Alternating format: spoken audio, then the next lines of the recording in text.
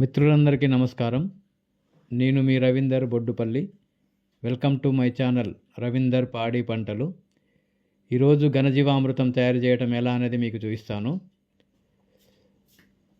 మా గోవుల నుండి వచ్చిన గోమయం ఆవు పేడ ఒక వారం రోజులు ఒక దగ్గర మేము ఒక చెట్టు కింద వేసాము. అది ఒక 500 నుండి 700 మధ్య కేజీలు అయ్యిందన్నమాట వెయిట్.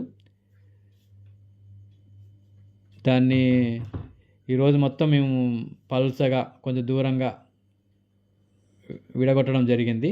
దాని తర్వాత ఫస్ట్ ఒక 10 కేజీల శనగపిండిని నేను చూడండి ఎలా చల్లుతున్నాను.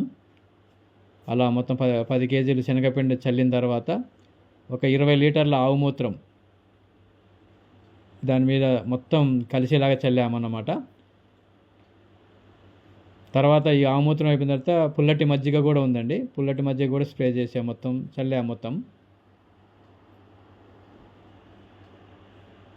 చల్లిన పుల్లటి మజ్జిగ తర్వాత బెల్లం ఒక 10 కేజీల బెల్లం తీసుకున్నాము. అది మొత్తం కరగదీసి వాటర్లో కలిసిన తర్వాత చల్లడం జరిగింది.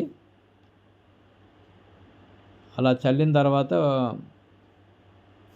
అలా కలిసేలాగా మొత్తం తొక్కేసామన్నమాట. వాటర్, ఆవు మూత్రం, బెల్లం, శనగపిండి, మజ్జిగ ఇవన్నీ కలిసేలాగా బాగా తొక్కడం జరిగిన తర్వాత పారపెట్టి మొత్తం కలిపామన్నమాట. ఇది ఇప్పుడు చలికాలం కాబట్టి ఒక వారం పడుతుందేమో. అదే ఎండాకాలం అయితే 2-3 డేస్లో రెడీ అవుతుంది. ఇది చెట్టు కిందనే ఒక నీడలో మాత్రమే ఘనజీవామృతం తయారు చేయాలి.